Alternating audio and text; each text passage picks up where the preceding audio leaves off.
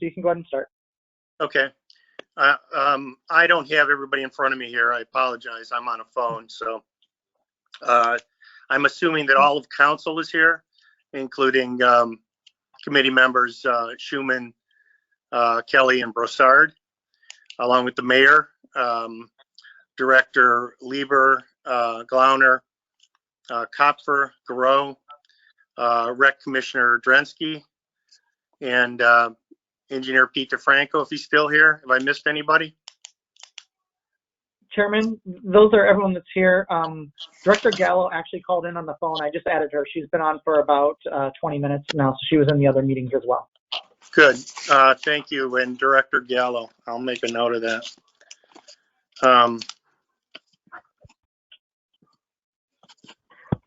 Okay, we're here to discuss Ordinance 2020-053, which is an ordinance to make and transfer appropriations for current expenses and other expenditures for the city of North Olmsted for the year ending December 31st, 2020, and declaring an emergency.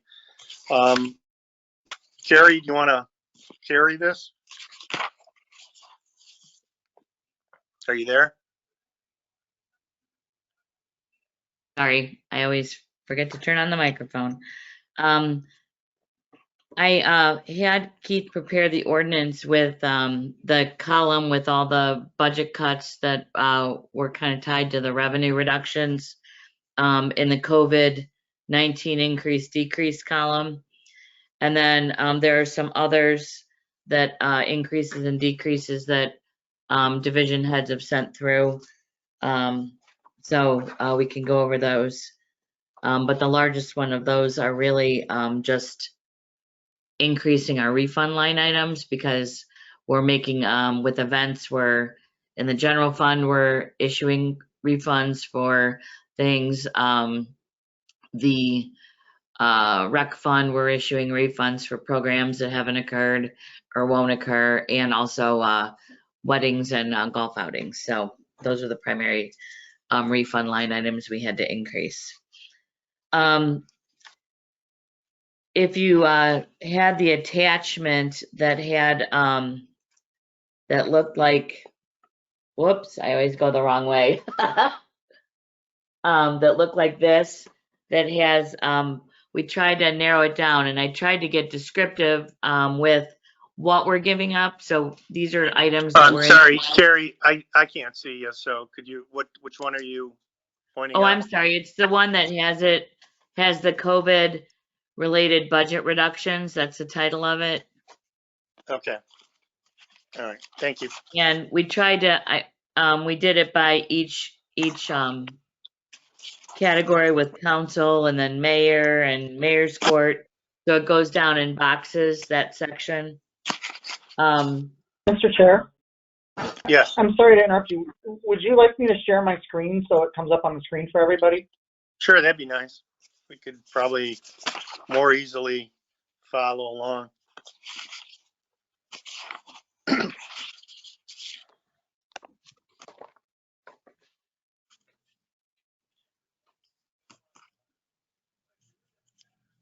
Thank you, Chuck.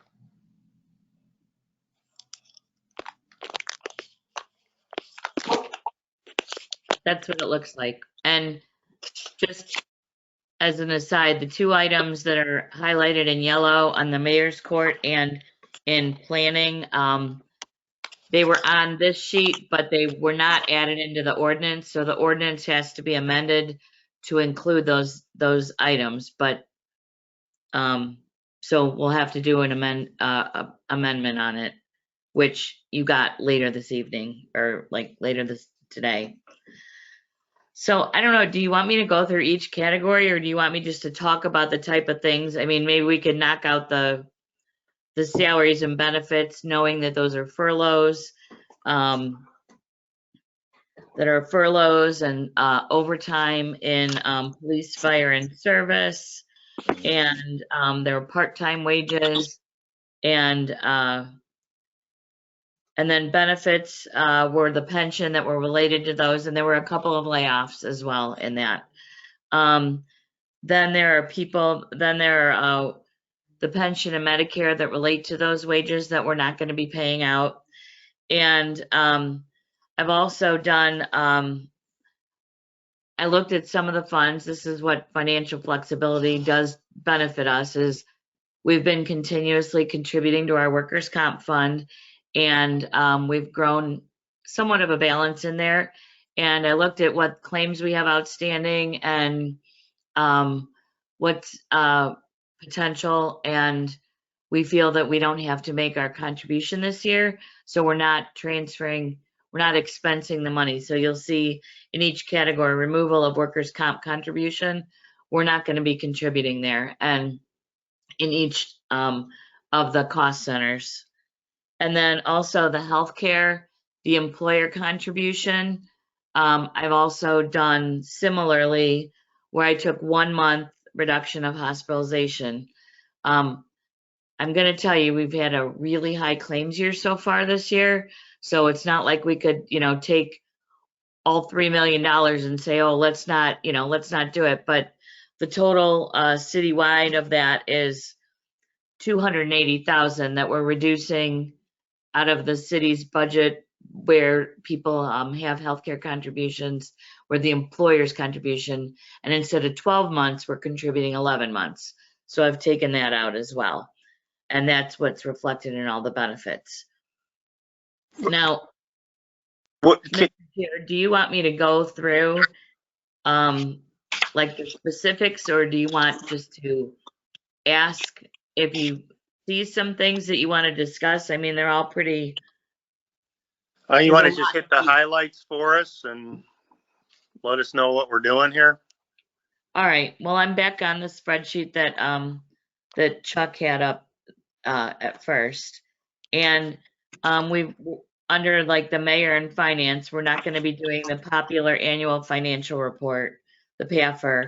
We're going to do it, but we're not going to print it. We're not going to mail it. We're going to do something electronically with it, and we always put it on our website, but we're going to try and put it like push it out to people more.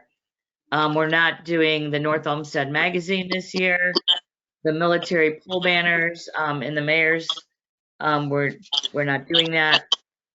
The fireworks, and then all the vendors related to the fireworks are being cut out of the mayor's area. And we talked about the Department of Finance and the conferences that we normally go to, seminars. Most of them are being canceled and online, so that was cut in my area. Then if you go to human resources, that's another area where under contractual services, you'll see 57,500. And we decided not to do the Pradco employee assessments, which were a continuation of some of the improvement things we were doing for our employees and in certain areas. We eliminated the general training, our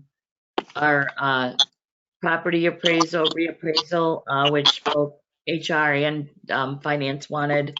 And also we were going to do an electronic employee evaluation method, and we're going to push that off until next year, or obviously until we have funding for it.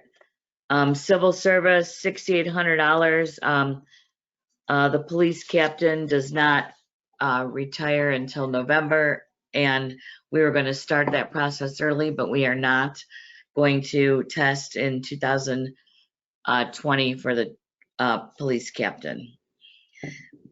In IT, we removed the fourth quarter of, or maybe it was the first half of IgniteBot Consulting, the Cloud ENT file sharing, and the MX Hero email sandbox, and the Barracuda email archiver support services.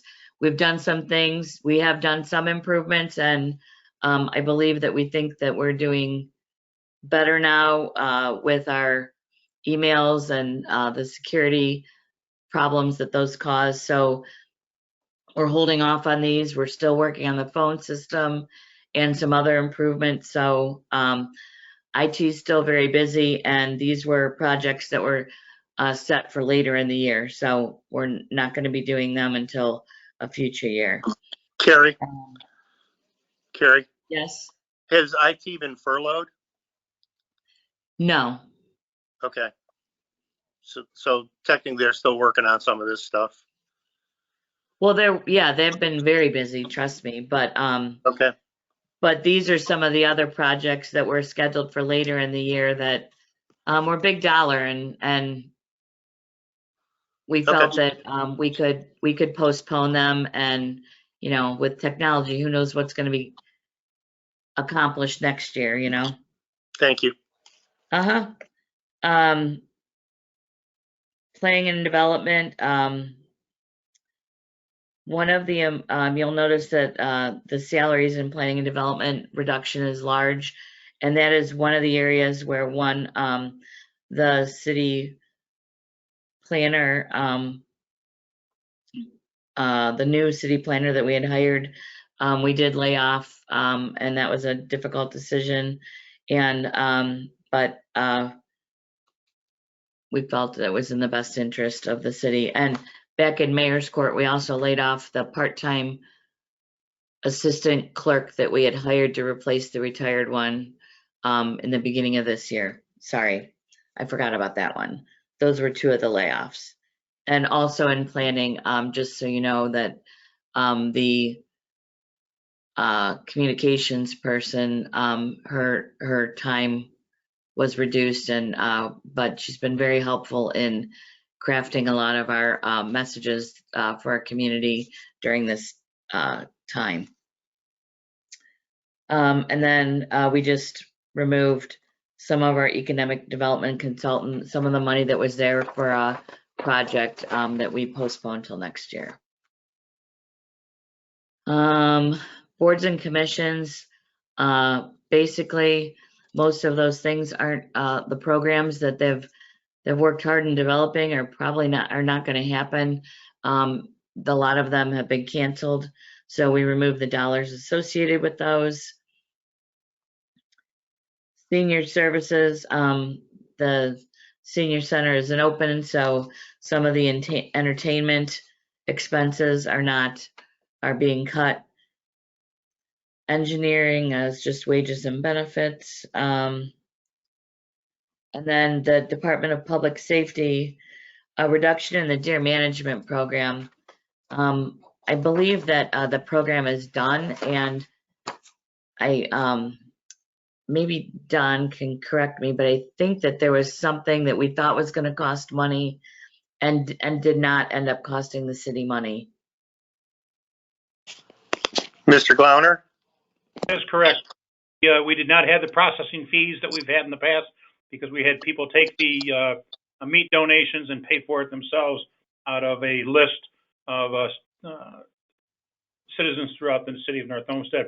Plus, when the COVID hit, we had to stop the program earlier because we did not want to keep the police force out doing that when we needed them to be attentive to our residents. Thank you. Go ahead, Carrie. Okay, yeah. And then under police, some of the schooling, which a lot of them were canceled anyway, and seminars were reduced, and they had wanted a keyless entry for their building, and that's going to be put off until next year. You blew by fire. Did I miss fire? Oh yeah, I'm sorry. That's okay. I stapled it too close. I missed that.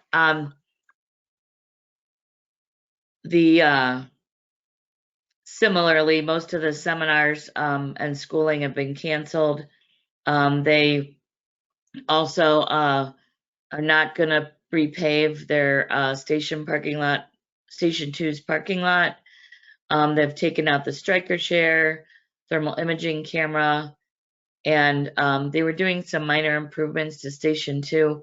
I feel like it was their kitchen, but I'm not sure. I can't remember. And they had money in for office equipment, like a desk and something, but they're okay without it. Or no, I know what it was. They got new chairs for their conference room and they came in at a lower cost. They had budgeted more, so that money is not needed in their budget. Then on to corrections. We reduced outside prisoner housing, prisoner sustenance, and prisoner healthcare claims. And also, they were upgrading their web check system, but they're not going to do that at this time. But obviously, we're trying not to keep people in our jail, so some of these things are easy to cut. But know that if something happened, I mean, there's still a lot of money in the prisoner healthcare claims, but that could be a potential where we might have to add money back. But so far, we're way under what we normally do. Carrie, Uh-huh. Director Glauner, I got a kind of a question about the corrections. You there? Yes. So how are we handling this, or how have we handled it for the last month or so? Have we had anybody in the jail? I would imagine we had to have some activity, but I'm sure there was a lot less activity out there. Correct. We only bring in violent prisoners, and then we go immediately to the court to get them bonded over. And once we get them bonded over, we get them down to county. As soon as county will take them. A lot of the prisoners, once this COVID is over with, we'll have a couple hundred warrants to go serve on people that have been charged. DUIs, we bring them in as soon as they're sober. We get them out unless we can get somebody to pick them up. So anybody we've kept, we have an OIC that's on station. They're responsible for sitting with the jailer rather than bringing a corrections officer and have them there. And then the maintenance person at this police station has also been doing additional duties that would normally have been covered by the corrections officer. What about how are we keeping the jail clean and stuff? I mean, do they have, are they spraying it down with something, or, I mean? Yes, sir. We have all the equipment and all the sanitizing, the PPE equipment throughout the city. Like I say, the custodian at the police department has taken over all those cleaning duties. And once the prisoner's been released, we completely sanitize the jail. Plus, we've also been trying to keep them over on what we call the female jail side, because we haven't had any female prisoners. It's a lot smaller and a lesser area to contain. Good. Thank you. Appreciate it. Okay. Then we're down to Division of Public Works.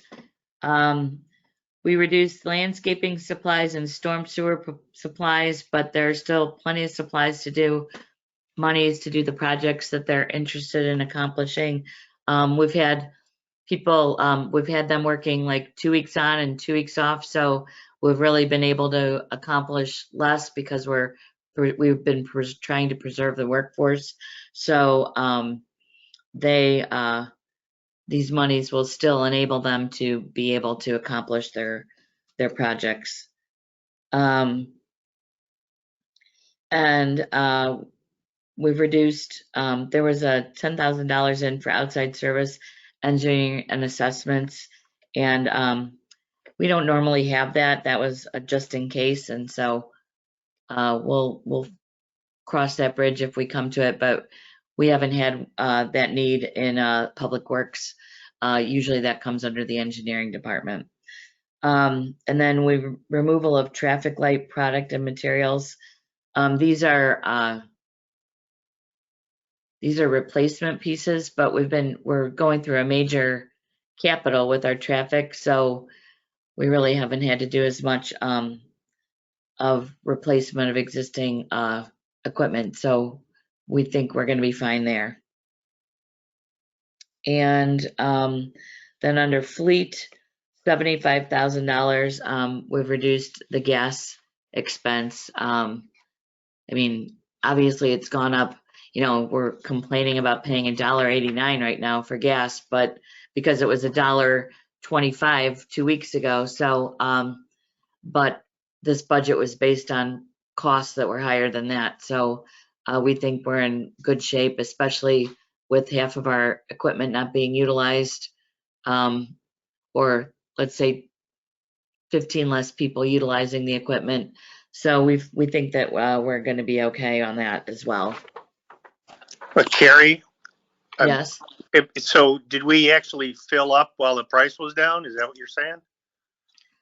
No, I'm just saying that our fuel costs Oh, fluctuate just based because on we're not using stuff, our fuel costs well, are. and also because the prices have been way down compared to what this budget was based off of, what we paid Okay. last year. So Understood. yeah. Okay. Thank you. And then under transfers, I'm proposing not to transfer $100,000 to the budget stabilization fund.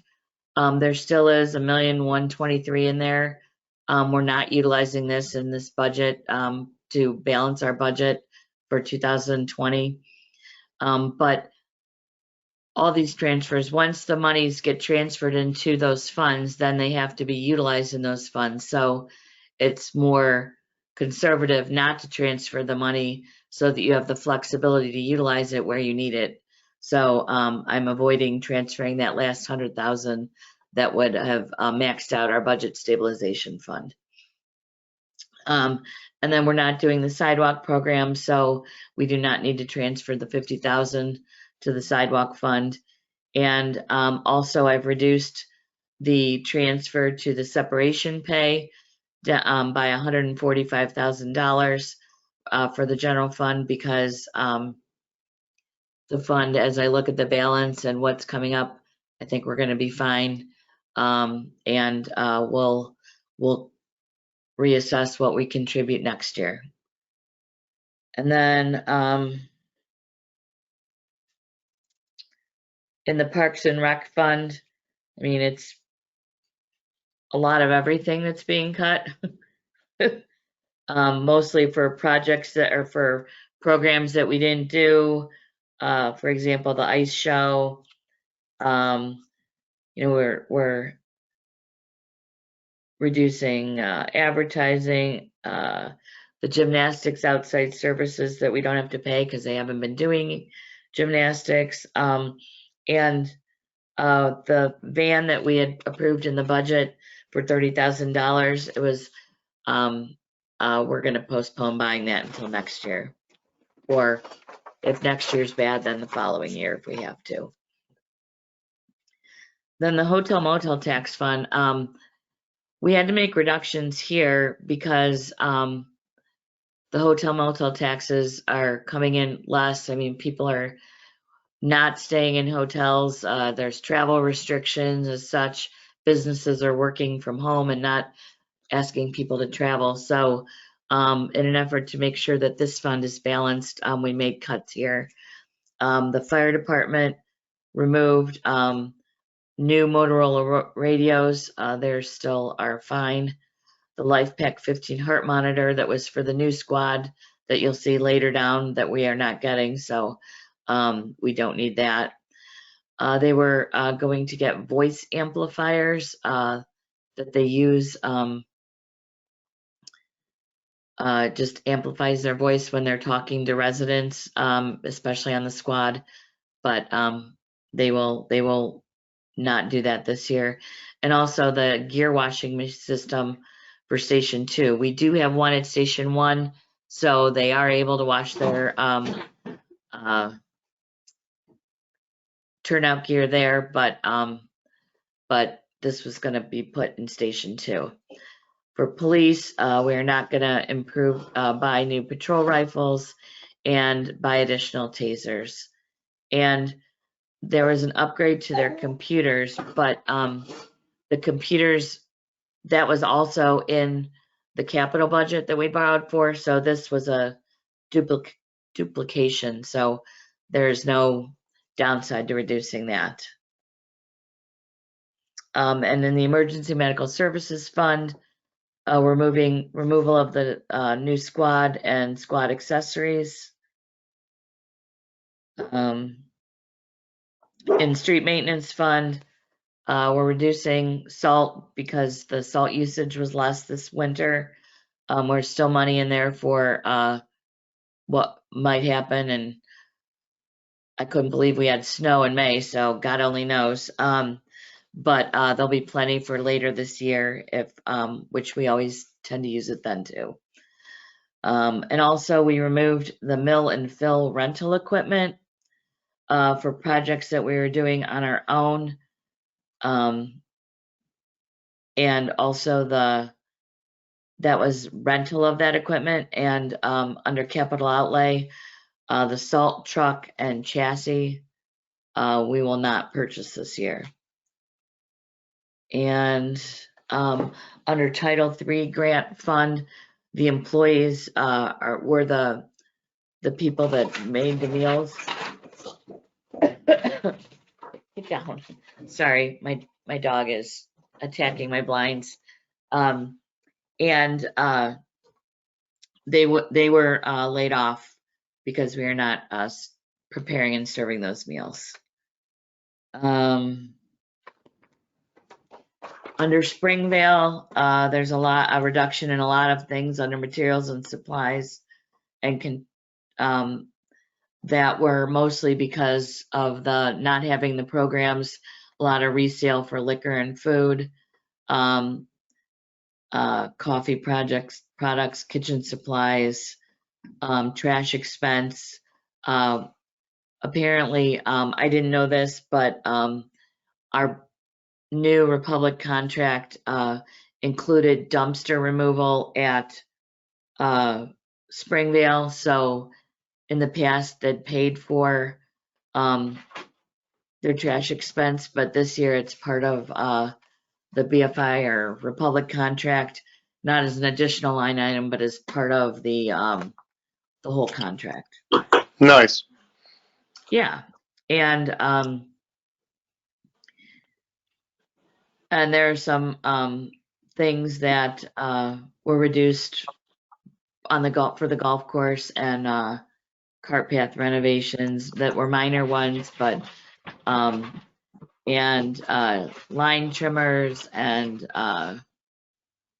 some of they were going to get additional patio furniture and more exterior lighting, but they won't be doing that through their operating budget. Carrie, we already bought the equipment that we were going to buy for them. Yes. So that's all been purchased. So there's nothing we can do about that. That was needed because some of the equipment, I mean, they really needed it. It wasn't an option to not do that. So. Okay. And they'd already been purchased. Right. So yeah, no takebacks.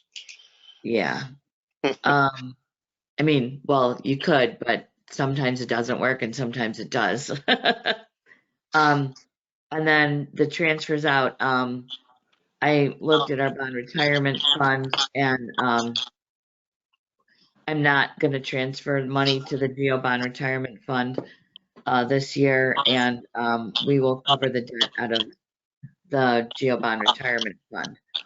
So that will give us the monies to be able to balance that fund.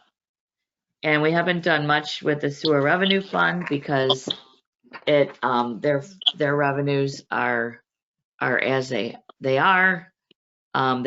People still need their sewer fees. They have water. And actually, we're probably seeing an increase somewhat because people are home more. So, but they're still being mindful of their budget and recognizing what the rest of the city is doing. So they did not purchase one of the trucks that they were gonna, but I didn't take it out of the budget because in case they need it later in the year. So they are watching their spending as well. So I know that was long and drawn out. If you have specific questions, the directors are all here. All right, you had showed us estimated loss of income. Could you give us that number again? And could you, like, what was your, what's your logic here as far as, were you assuming 2 months of shutdown, or were you assuming 3 months of shutdown, or, you know, where are you at with that? Excuse me, I'm sorry, I coughed. I forgot I had my mic on. Well, I can go over again, the revenue. Do you have the revenue from last time? I'm sorry, I don't have it in front of me here. If you just, Okay. Well, I just- went I over just it at the wondered committee, and I what- hate to beat a dead horse, but okay, we were expecting $1,788,000 out of the general fund. That was from income tax, interest rate reductions, admissions tax, mayor's court, and costs and fines, and a small reduction in EMS funds. now, is that based on us being closed for 2 months, or did you figure for longer than I that? looked at it for the whole year.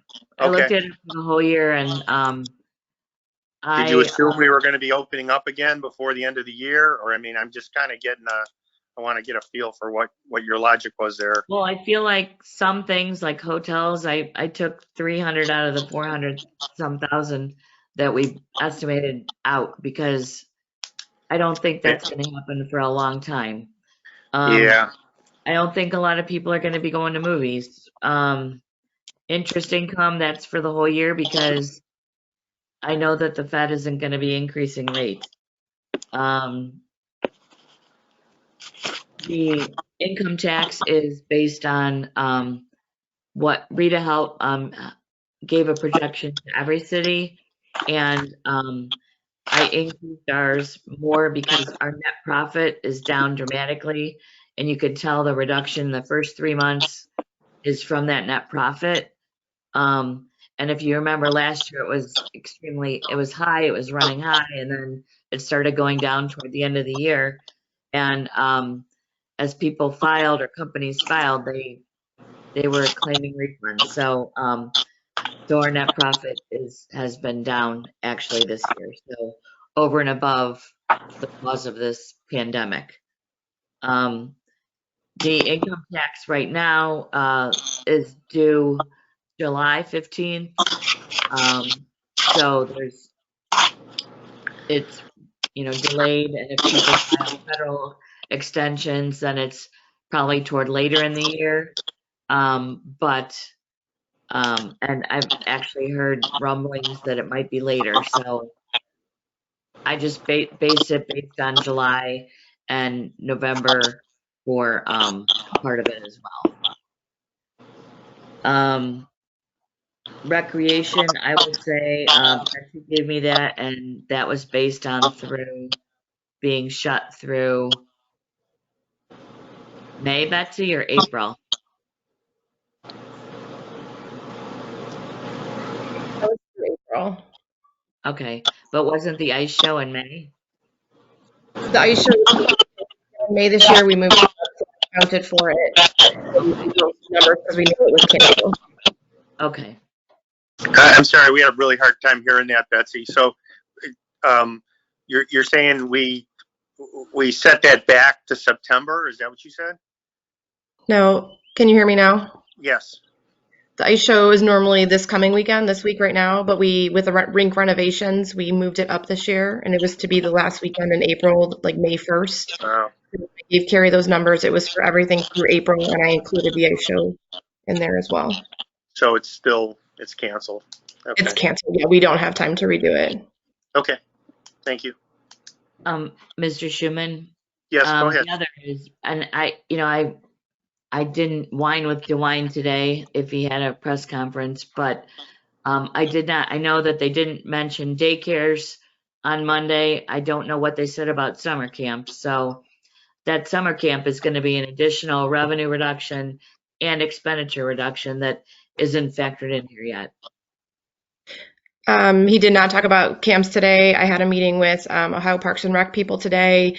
It does not sound like we're going to get a very good answer on that. From what I'm hearing from the Parks and Rec people, I'm not confident that we're going to be able to run camp just in time and staffing and space. There's a lot of reasons. So I'm hoping that we do have a decision on that soon. Whether we have guidelines or not, we have to decide. We do have people registered. We have had people already ask for refunds, and those are substantial refunds, $825 for each camper or more. So we'll know on that. I think we'll know that shortly within the next week or so what we're going to do with camp.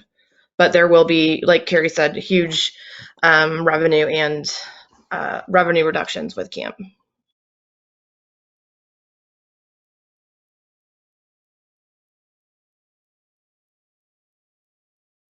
Okay, so know that rec is only through a couple months.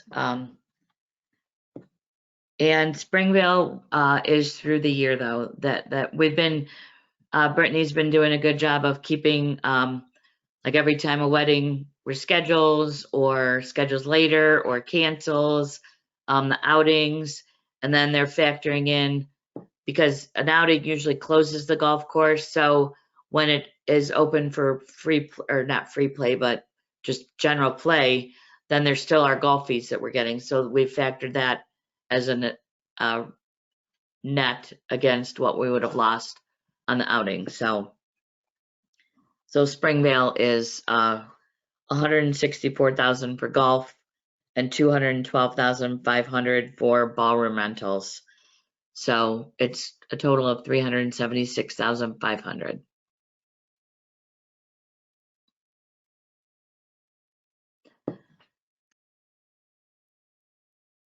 Is there anything else, Mr. Chair, that you need on revenue? I'm sorry.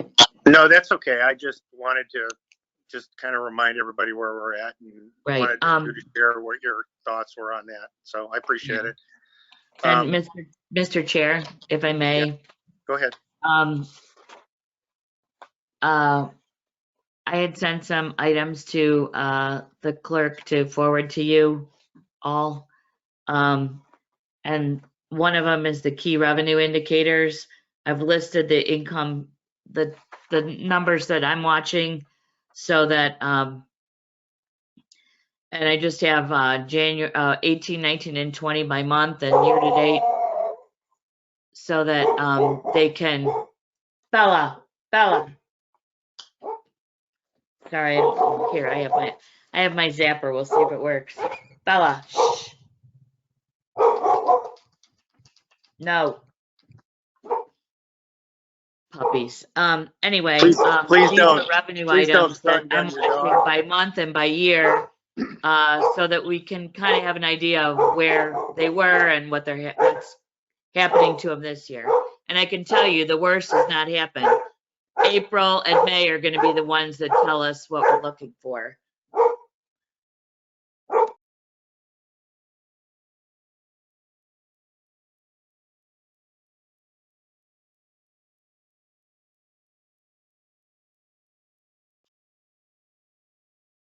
You still there, Carrie?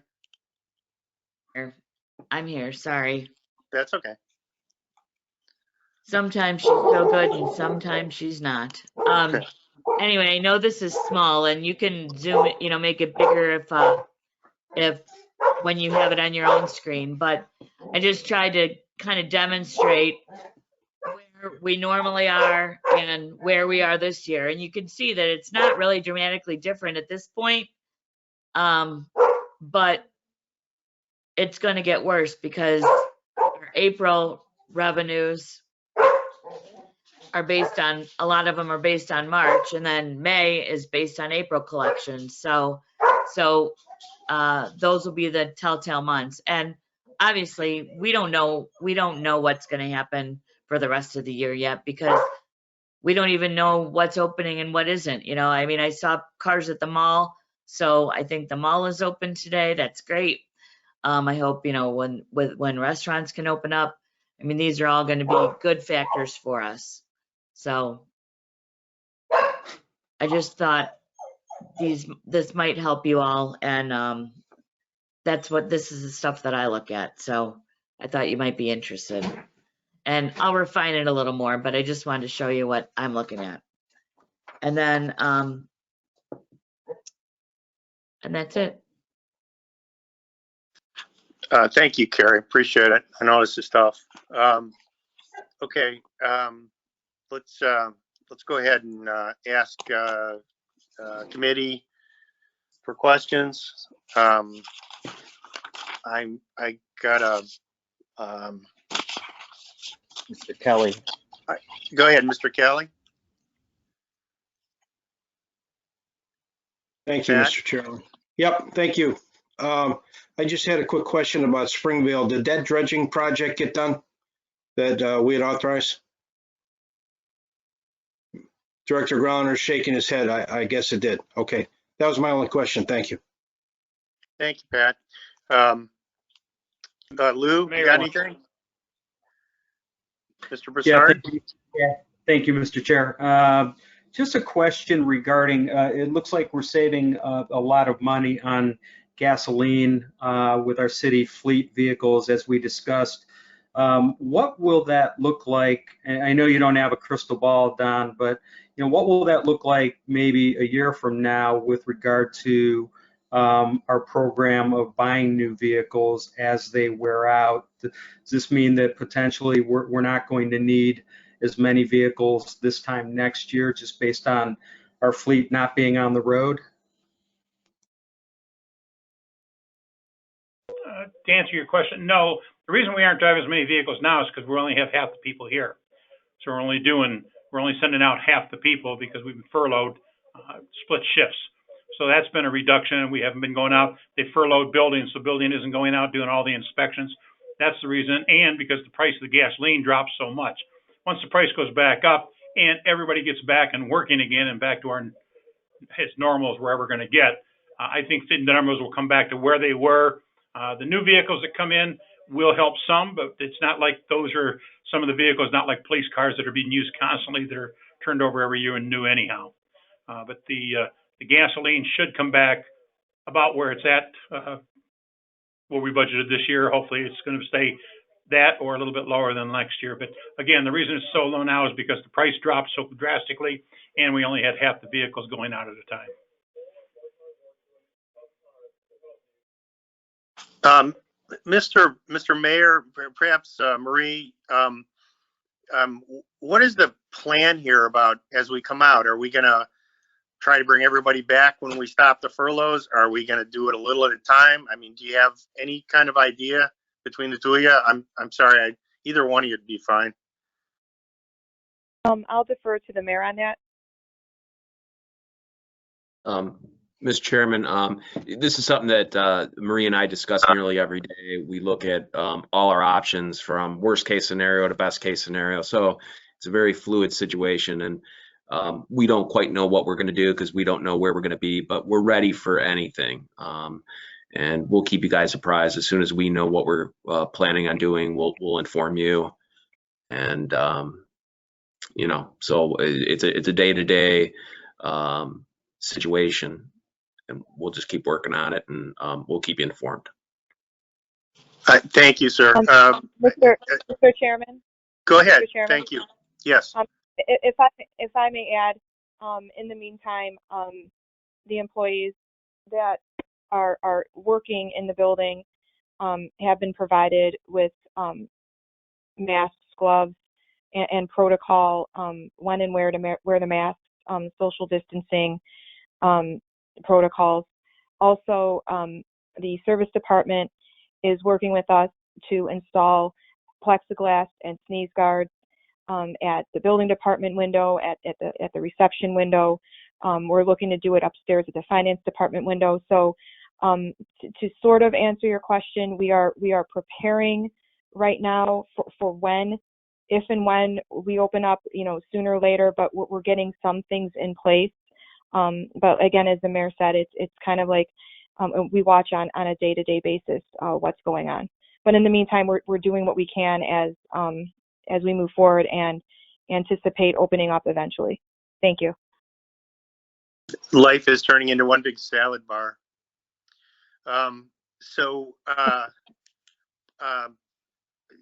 Lou, did you have anything else? Pat, do you have anything else? I'm sorry, I can't see either one of you guys. Chuck? Mr. Chair, Lou has something. Go ahead, Lou. Thank you, Mr. Chair. Really, it might be an unfair question, but I'm going to ask it nonetheless. And it's really for Carrie. Carrie, so this is, I appreciate the effort that was put into these budget cuts and the explanations behind them. Do we have a kind of a plan B of additional budget cuts should this continue beyond expected dates? Or are we there yet?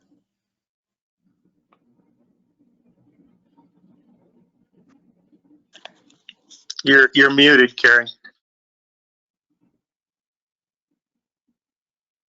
Carrie, you're muted. The mayor raised his hand first, so go ahead and then I'll add to it. Lou, I would say the answer to that is yes. I mean, we're working on that. Like I said, with Marie, nearly every day, certainly several times a week. So we're working on, again, worst case scenario, best case scenario. So hopefully it's best case scenario and we get back to work here soon. So. Go Mr. ahead, Chair. Carrie. And just so you know, the people that are furloughed, there are various number of hours that they're furloughed. They're only furloughed in this budget for 8 weeks. So the people that started in April 6th come back at the end of May, or the budget takes them back in full time the end of May. And those that were the union members that we had to give notice to, their furloughs end middle of June. So if furloughs continue because there still isn't work or whatever, then there's more room there. Not that that's our choice. We've also, the mayor and the directors we're going to utilize attrition as much as we can. Every time a position opens or is available, we're looking at whether we have to replace it immediately or not. So those type of things are occurring as we go. I won't really know how bad the revenue is until probably June to get a better handle. So I'm sorry I don't have a better answer. I feel like this is a good budget, and I also feel that we haven't utilized all our resources. There's more monies available in other funds that we can reduce healthcare, workers' comp, our budget stabilization, but I'm trying to save some of that stuff because I think we're still going to be hurting next year. So I don't want to use all our tricks in one year and then end up having to do drastic things next year. So I think we've really responded quickly and effectively, and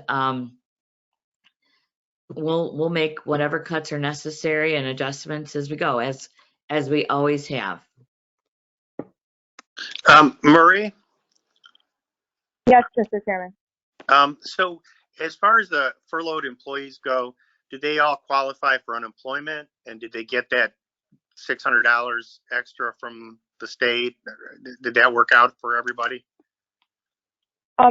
For a lot of them, yes. Part of the problem is there are issues with getting a hold of the unemployment offices of ODJFS, as you know.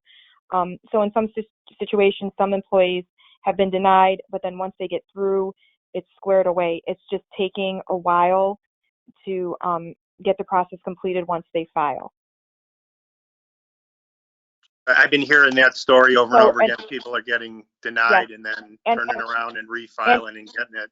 So yes, okay. and even with partial unemployment, specifically being furloughed down to 20 hours a week, yes, there are employees that are qualifying for the extra $600 a week.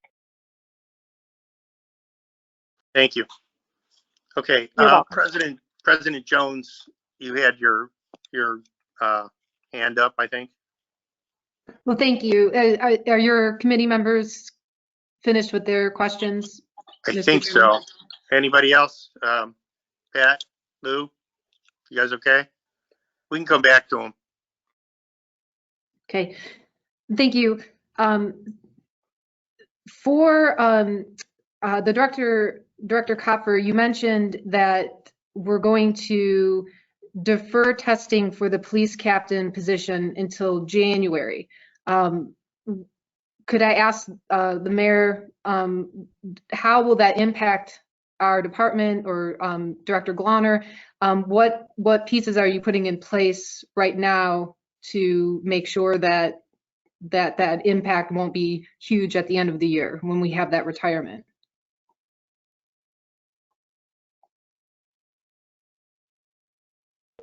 Mayor, you want me to go to first?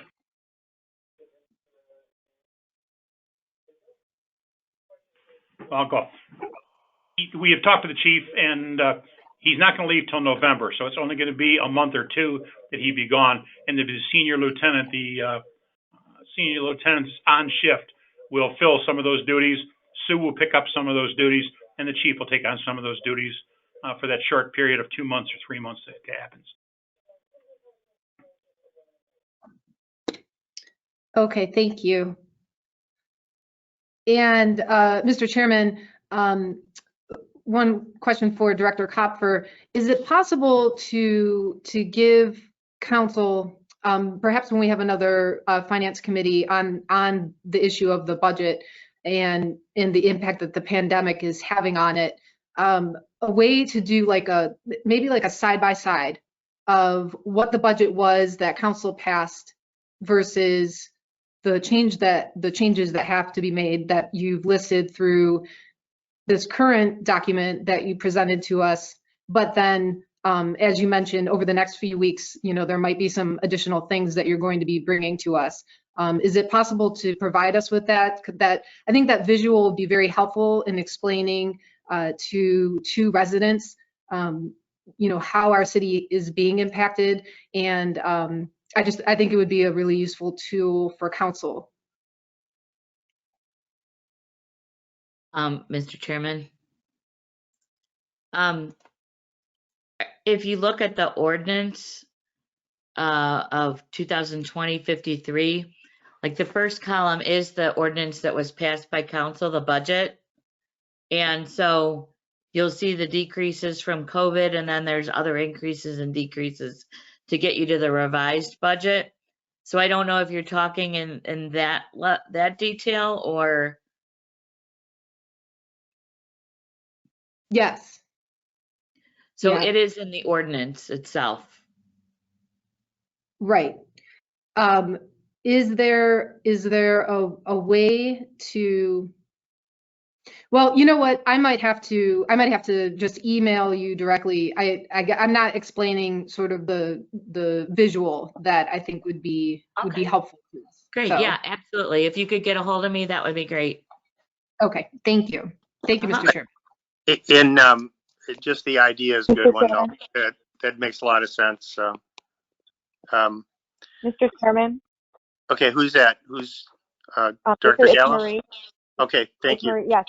Go ahead. I also, yes, getting back to the council president's question about the police captain, and I wanted to add to Director Glauner's comments. I believe Finance Director Kopfer had mentioned that that position was cut out of the budget and the testing for that, because the idea was to test for that early. So we would have had it filled or had someone kind of in line by the summer. So we're taking 6 months off of that for captain. So hopefully, if the budget looks good, by the beginning of next year, we can test for the captain position. We were at the point we're ready to present to the Civil Service Commission the type of test we want. So it's just like a waiting game now. But we did push it off with the hopes of that we can start testing at the beginning of next year once the position is vacated in November. Thank you. I'm sorry. I'm going to go ahead and open it up to council now. Angela, you're the only one I can see right now, so I'm going to let you go first. That's great. Thank you, Paul. I just wanted to ask, once this civil service test is given for the captain, how long will it take then to certify and fill that position? Mr. Chairman? Go ahead. Mr. Chair. So once the test is given and the list is certified, because there is a vacancy, the position can be filled immediately. Then what happens from there on is then more than likely, of course, a lieutenant will get the position, and then testing begins once that position is vacated for the lieutenant. So then there's that effect where then the lieutenant's position opens, and then more than likely a sergeant will become a lieutenant. So what we're doing is pushing off all of the testing we would have had this year in anticipation of Captain Cox's retirement. We're delaying it until next year. Hopefully we can do this the first quarter of next year. But because the position will be vacated, we can fill it immediately once it's at the pleasure of the appointing authority. Go ahead. You can keep going if you want. Thanks, Paul. Would it make sense, though, to stagger those out, Director? Because if our financial situation is worse in the beginning of next year, then we're going to have to try to figure out monies to cover all of these tests for these open positions that we're anticipating. So would it make sense to maybe stagger them through the fall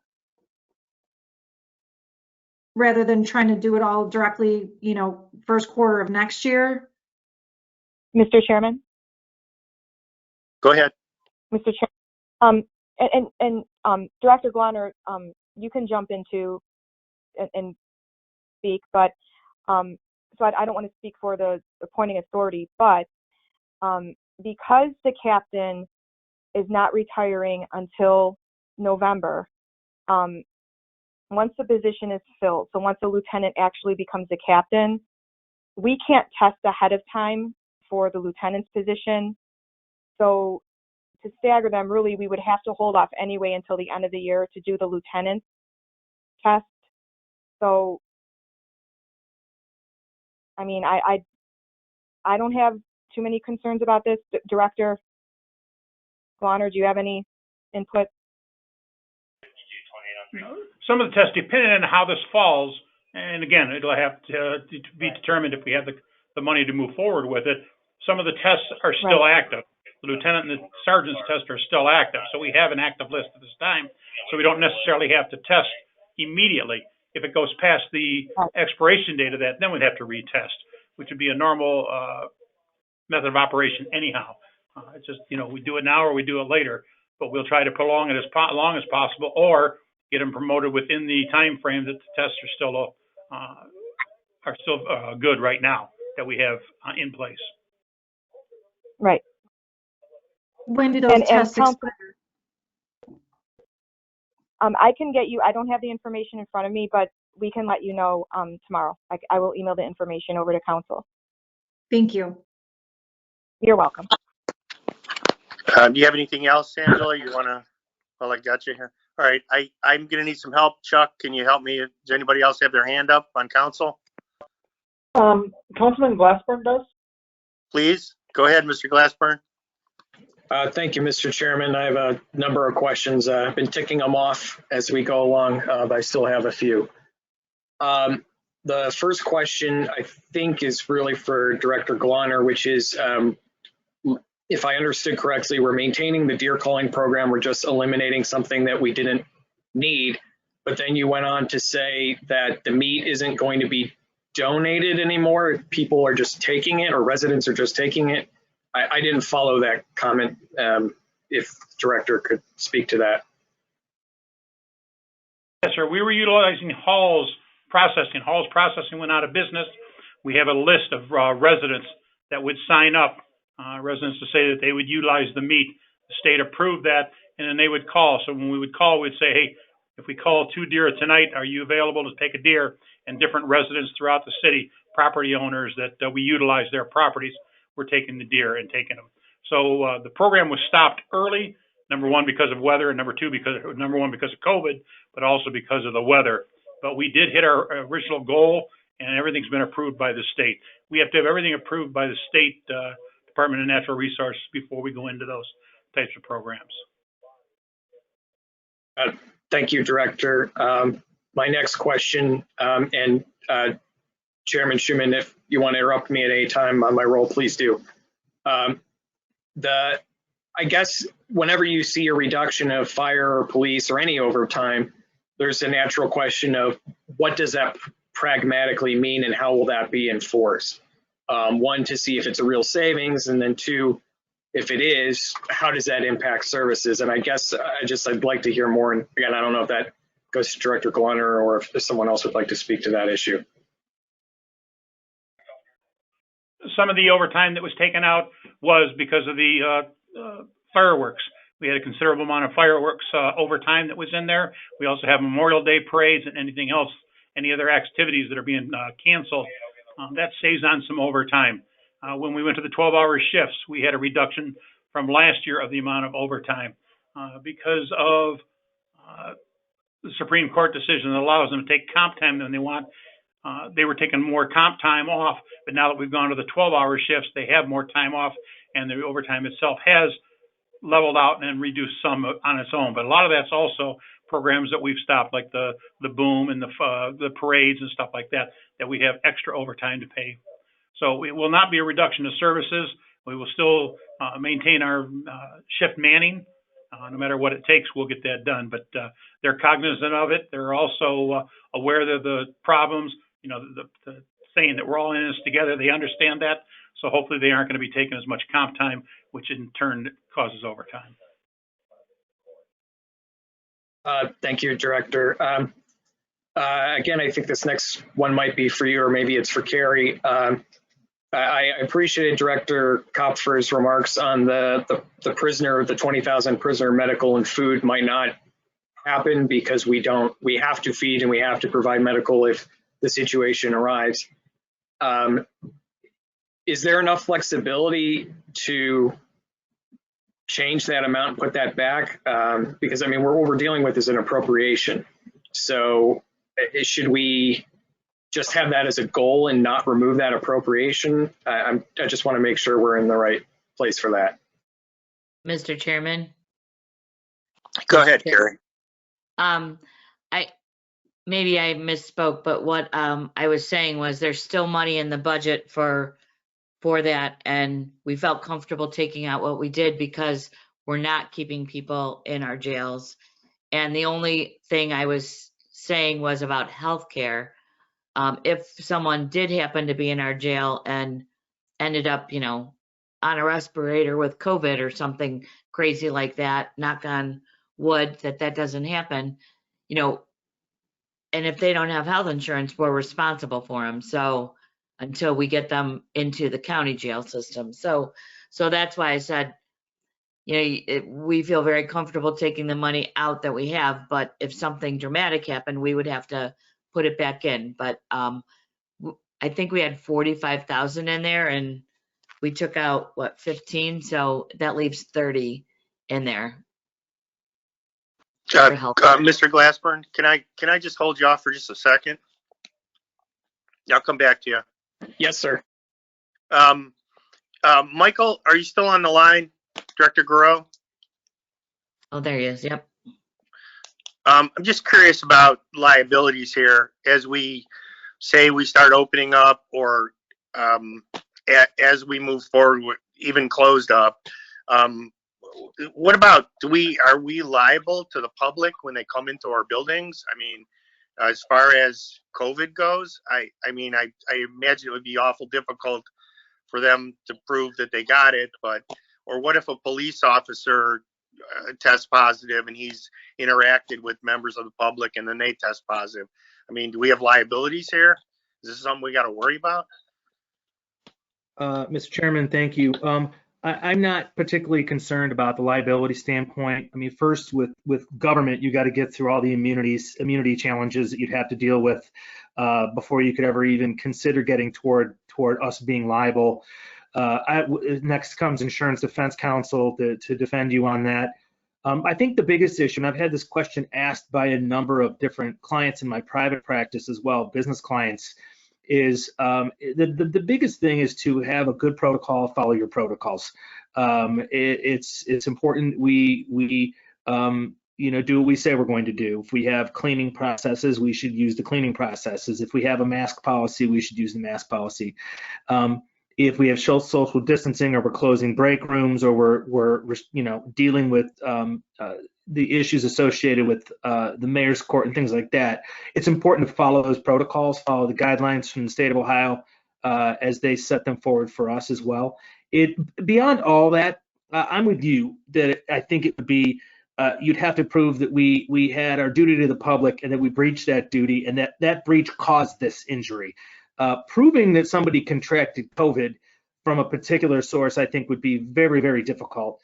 And I give you an example. It's not like a hepatitis outbreak, or it's not like an E. coli outbreak. It's not like some communicable disease where you can identify Legionnaire's disease. You can identify exactly where it came from, and you can usually figure out why it happened. There are so many sources of COVID at this point where someone could contract it. It would be extremely difficult, I think, to impart liability on anybody, let alone the city, which, with the immunity challenges and thing under 2744, the revised code, would make it exceptionally difficult. So I'm not concerned about that. I think we just need to follow good protocols, follow the state of Ohio's guidelines and recommendations for both our employees and the public, and that's the best way to go. Thank you. I appreciate that, Director. Yes. Mr. Chairman. Marie? This is Director. Yes, I do want to add to the protocols. I had mentioned plexiglass and masks and things like that, but I also do want to let council know that Director Glonner has ordered several thermometers for the departments and divisions in the city. We are mandating that employees take their temperatures every day, and we are also mandating that if anyone from the public comes into the building once we open, that they wear a mask. So I will say that being in contact, and I've been in contact with several other cities, we are ahead of the game, and we're going above and beyond, and we are making sure that we comply and make sure that the employees are aware of the protocols that are being handed down and the recommendations and requirements being handed down by the state of Ohio. Thank you, Mr. Chairman. Angela, do you have something pertinent to this part of the conversation? Yes. Go ahead. Yes. I'll come back to you, Chris. I haven't forgotten you. Thank you. Director, or whoever wants to take this is fine. When the building does open up, are we going to be testing the public with temperature checks as well? Mr. Chairman, we have provided, I guess the best example I could use is Mayor's Court. We have provided them with masks and a thermometer, and we are currently in discussions for how we're going to handle large gatherings like that. But potentially, yes. So then every member of the public that's coming into the building will be checked. When they're coming in for, we haven't gotten that far in discussions, but we are going down that road. We're starting to discuss right now, especially with Mayor's Court. Right, but eventually when we become open to the public, that's something that we're going to be discussing. So once the Mayor's Court opens, again, who's going to be sanitizing council chambers and all of the areas there after? Will that be done nightly? Again, these are just, since this conversation came up, I'm just going to roll with it and ask these questions. I see the mayor. Yes. After, I can't see, I'm sorry. So I will defer to Director Glonner and the mayor, but the building maintenance and the service department and Director Glonner are in receipt, and they are aware of the CDC protocols as far as cleaning and sanitizing goes. And then I will refer to either the director or the mayor as far as the cleaning schedule and the sanitizing schedule goes. Director Glonner, I suppose we've gotten some good practice with what's happened at the police station already. So if you could comment on that. Okay, I see the mayor waiting to his hand up. I'll let him start. Yeah, Mr. Chairman, I have met with the Mayor's Court people on several different occasions, and we're really looking at some progressive stuff, even gathering cell phone numbers so we can text people to come in, so that there's not a mass crowd, that we can text 5 people at a time to come in and handle their cases. So there's a lot of interesting stuff. We're probably going to change up a lot of the things we do in Mayor's Court, at least from the get-go. As far as May goes, the only cases we have is a few OVI cases, and the first cases that technically could come in to Mayor's Court will be in early June. So we'll see how that goes. But we're actively working on some pretty progressive ideas on how to handle Mayor's Court. Mr. Mayor? Yep. I can't really speak for Councilwoman Williamson, but I think there's a certain amount of concern for the employees also in the building, and those of us that come in on Tuesdays. Are we going to be testing people as they walk in the door, I guess is what I'm asking. I would say, well, you mean taking their temperature? Yes. Yeah, I would say yes, that's probably going to happen. Thank you. Chris, do you have any more questions? Yes, please, Mr. Chair. I believe the balance of mine will probably be most easily answered by Carrie.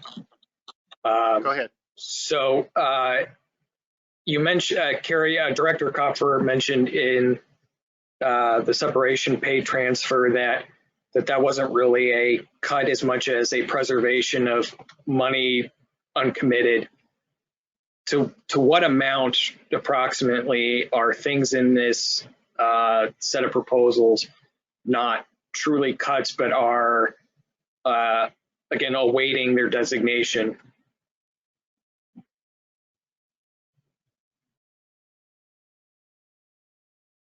Mr. Chair, Go ahead, Carrie. I wouldn't say that they're not, I mean, they were designated, the 100,000 was designated to go to the Budget Stabilization Fund. There was, I don't have the exact number, but I think it was like 300,000 was designated to go into the separation pay fund this year. And same with workers' comp. Everything was designated to go in there, but the monies for workers' comp and the monies for that are in the transfers area, the budget stabilization in the hotel, hold on, 100,000, and then the 50 for the sidewalk fund and the 145 separation pay, that 295,000 are really just not putting monies into a fund that then it's got to be used for that designated purpose. So, and Okay. the only way we can do that is when we have the financial flexibility and have funds in those other funds that can handle the expenses that are still planning to go through there. I mean, there's still people retiring, and there's still projects, I don't think in the sidewalk fund, but so there are still things that we'll plan to go through there, but we're not going to put the monies in there because the funds that are in that fund are capable of handling it, if that makes sense. I'm sorry, I said it in a roundabout way. I think I understand. I just wanted a sense for how much of it was, again, preservation of flexibility versus true cuts. And so thank you. Well, Mr. Chair, if I may, Mr. Glassburn, the Auditor of State, while commiserating with all us municipalities for all the lack of revenues and blah, blah, blah, also said that their auditors are going to be watching very carefully that when you have special revenue funds, you're utilizing them for the proper purpose. So the best way not to get in trouble by having to move monies around is not putting the money in there, so that in the general fund, that has the maximum flexibility of how you can spend monies. You can spend it for any purpose for the city, whereas monies that are in those funds are for those specific purposes. So I'm just trying to be conservative and give the city the best capabilities of managing through this. Sure, I get it. Just wanted to understand what our total amounts of cuts were, and it kind of to what Councilman Schuman was saying about understanding, or is this really a plan for a 2-month period, or is it a plan for a full year? And, you know, for example, if it was a plan for 1 month, okay, the cuts may look like they're 3-point-some million or whatever, but they're actually 2.5 or they're 2 or whatever. Just to have a handle on that. So thank you. On that specific line of the separation pay transfer, do we have a sense of our liability in terms of if we did have to do larger amounts of layoffs as to where we stand there?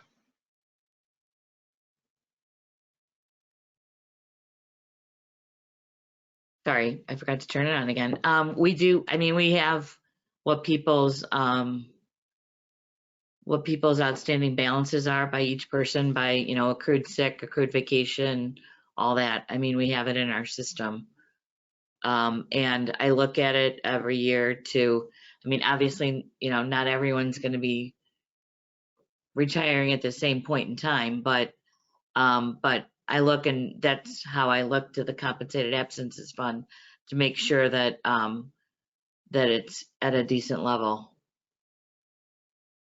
Okay, I guess I just wanted to, and I don't need a specific number, just have a sense of, you know, if we did a 10% reduction of our budget where we were truly laying off personnel, do we have the funds to cover any accrued balances that are remaining for those employees? I mean, I assume those are going to be lower, newer employees that don't have as much leave, but that's something that could end up going higher as we proceed.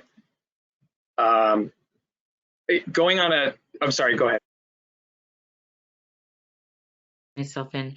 I just wanted to let you know that, I mean, when we've had to do this in the past, I mean, we determine what any savings would be for the wages, the benefits, and we you know, obviously factor out what any costs of that we had to pay out. So we would make sure that we would have plenty of resources to pay what the employees are due. So we always make sure that happens if in a couple times that we've had to do it in a large way. Thank you. Getting to the last 2 items, fortunately. So one of the items that was removed from this list was the fire squad. There's a number of the additional fire squad truck and the equipment and et cetera. One of the things we've done is for some of these more durable equipment, we bond that out and return the funds to the general fund. How much are we, I don't know, I'm not sure how to ask this, but how much are we really saving by impacting the purchase of those types of purchases that are actually going to be bonded out? If our intention is to purchase them in a year or 2 years, I mean, I guess I don't know how to value those things, because we weren't truly going to, you know, that $1 million truck that was the ladder truck. We were going to bond that out, right? Mr. Chair, the ladder truck, we did bond out. However, or we are going to, but the squad, we're actually purchasing with current year resources. So there was no intention. You can't like buy something and then later decide you're bonding it out. So that was not in any of the legislation that in the notes, the bond anticipation notes. So the squad was a cash purchase. Carrie? Mm-hmm. Carrie, was that the EMS fund? Yes. Mm-hmm. So how does that save us anything in the general fund? Is it, I'm sorry, I'm just a little confused by that. Go ahead. Well, back in 2008, we actually had to council, I don't know if you guys were on here or not, but we had to have council pass legislation so that additional items could potentially be purchased out of those special revenue funds, because these are locally created special revenue funds. So, like for example, in hotel motel and the EMS fund, we could pay, if council would pass legislation, we could pay for building maintenance out of there, for wages and benefits out of there for employees. So that preserves those funds for a situation next year where we might have to do that. So just Thank you. That maximum explains a lot. flexibility. Thank you. Chris, you got anything else? Thank you, Mr. Chair. My final question was just how many positions or how many positions have we truly laid off as opposed to the furloughs or other mechanisms where we anticipate bringing the personnel back in relatively short order? Director Gallo, do you have that? Councilman, can you please repeat the question? Sorry, you were going in and out. I apologize. That's okay. The question was, how many positions have we truly eliminated in layoffs versus, I mean, I know, for example, the communications person was laid off. How many of those are true layoffs versus how many are furloughs or, we didn't have anybody, or we didn't hire the part-time person because of this, but we intended to bring them back in relatively short order, if I'm making sense. You are. I can get you solid numbers tomorrow, but off the top of my head, and I'm not including the rec center in what I'm talking about. They're part-timers. I'm only talking about what we refer to as permanent part-timers. So there has been one full-time layoff and 3 permanent part-time layoffs. So 4 employees that have been laid off. But I will get you the numbers tomorrow because I could be off a little bit. And approximately around or over 40 employees that have been furloughed. Carrie, do you have something to add? Pardon me? No, we'll get you the information tomorrow, the exact number, but I think she's pretty darn close. Okay, thank you, Chris. Does anybody else have their hand up? I can't see anybody else. Members of council? I don't see, Councilman Limper, I think, raised his hand. Dwayne?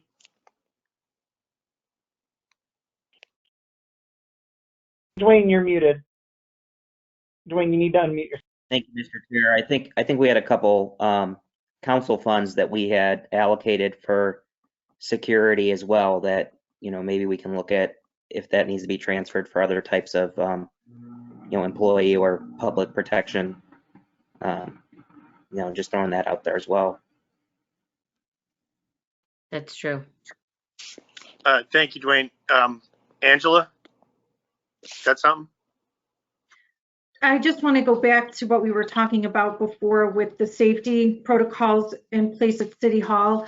Can we be apprised of those when they start to be put in place? And then can you tell me if there's been any additional man hours spent with cleaning or sanitizing the buildings right now?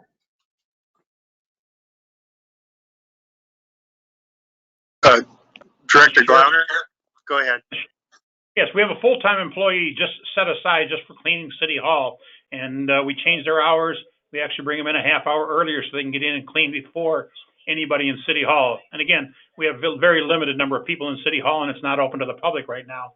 But they wipe down and clean every day. Everything is sanitized. We have a whole list of PPE items that we have. We just ordered an electrostatic Checkmate Canberra atomizer. It'll also come with spray so that we can completely disinfect like an entire council chambers in one sweep. We can go through and it's an electrostatic sprayer that we just ordered. We also have a company called Miracle Method out on Industrial Parkway that we've contracted that should we need to come in and spray any of the vehicles or anything else down with an electrostatic sprayer until ours gets here. Go ahead. You got anything else? No, Angela? it's just, my concern isn't just for council chambers. My concern is the entire, all of the buildings, the police cars, when they're picking up people, you know, are the cars and the vehicles being disinfected properly? Are the police officers, I'm sure that they have all the equipment they need to protect themselves if they make an arrest and they have someone in the vehicle with them. But we also have people that come into City Hall, and I know that right now the building's closed, but you know, you have people that could potentially be infected, who could be going out now, who could be carriers and coming back in and working with their coworkers. I don't know what the protocols are going to be once it starts back up, but I know that some of the buildings elsewhere, some of the government buildings, they're taking every single person's temperature as they come in, whether it's employees or visitors or anything else. And I just, you know, North Olmsted, the City Hall's not huge, but you know, there are a lot of confined spaces, and I just want to make sure that, you know, everyone's geared up for this, and that, you know, we don't put any of our employees at risk either. That's all. Chairman? Councilwoman, I think I feel pretty much like you do. It's kind of scary. In fact, I'm more frightened now than I was 2 weeks ago, because at least 2 weeks ago, you had control over all the variables in your life. So now as we're opening up, it gets kind of frightening. Can we possibly have a safety committee meeting about this, maybe before the next council meeting or next available? Obviously, before we open up, I think it'd be nice to have, just so we could have the information. Would that be appropriate? Who's the safety committee? Mr. Chair, that would be me. And Great. I'm happy to schedule one either right before our next council meeting, probably. Would that be okay? Yeah, that'd be great. I think it's a good idea. We could really Sure. get to the discussion on this then. Does any other member of council have any questions regard to the budget? Anybody? I'm going to take that as a no. Mr. Chair, Yes. remember you have to amend, make this as amended. I wrote that somewhere, so thank you. Okay, just the motion, that's all. Yes. All right. Okay. I don't. Here it is. Okay. So, well, as it stands right now, I'm going to go ahead and make a motion to committee that we recommend 2020-053, the transfer ordinance, and as amended as of today, I guess, and ask for a second. I'll second that, Councilman. All in favor? Aye. Aye. Mr. Chairman, Yes, Carrie. I would like to post this budget as quickly, these amendments as quickly as possible. So I would like to have it passed on suspension, because the safest way to make sure people aren't overspending their budgets is to get these reductions in, so they cannot enter a purchase requisition in that line item. Under the circumstances, I guess that makes sense. All right, I'm going to go ahead and change that then, and ask that we recommend 2020-053 as amended and under suspension, and ask for a second. Second. Mr. Kelly? Aye. You asking for a vote? Yep. Aye. And again, I will, so we're 3-0. I Aye. want to thank everybody for all the effort. I got to tell you all, I'm really very proud to be part of this organization right now. I think folks at City Hall, certainly all the directors, everybody's been behaving themselves in a really good way, and I'm just really proud. Nobody's running around yelling that the sky is falling, and I think everybody's working really hard to communicate, and in spite of all of the insanity of doing this online. So I just wanted to say that. Am I the last meeting? Are we done then? Chuck, we all Chairman, set? you are, but the mayor's asking to speak, I think. Okay, certainly, Mr. Mayor. Yeah, Mr. Schuman, I just want one final comment. Carrie, if that dog keeps acting up during these meetings, maybe you can send that dog. Maybe you can send that dog over to Councilman Kelly's house. His animals seem to be very, very well behaved. I noticed that. That's it. Okay, I'm gonna call the meeting at 9:07. Councilman Kelly can do a deer culling, maybe. Single-handedly, apparently. Thank you, everybody. Thank you very Wait. much. Is there any way a resident can chime in? Oh, absolutely. Is there somebody out there? Yes, this would be Annie Kilbane, a resident at Oh, hi. 4217 Brendan Lane, and quite often 5200 Dover Center Road. I just wanted to thank you all. I can't imagine what you're all dealing with, and as an employee, I appreciate everything you guys are doing. I mean, I really, really do. And you guys, most of you guys know me, and I'm not a suck up. I'm just telling you, I mean, from the bottom of my heart, I appreciate what you're doing. We all do, and wish you all the best. And if there's anything we can do to help you, we're there, okay? So I just want to chime in real quick. Oh, stop it. Oh, you stop it. Love you guys, and I know I truly, I can't imagine, and but we're gonna get through it. So I just wanted to say thank you. That's all. Thank you, Annie. Okay. Thanks, everybody. I'm calling the meeting. Okie dokie.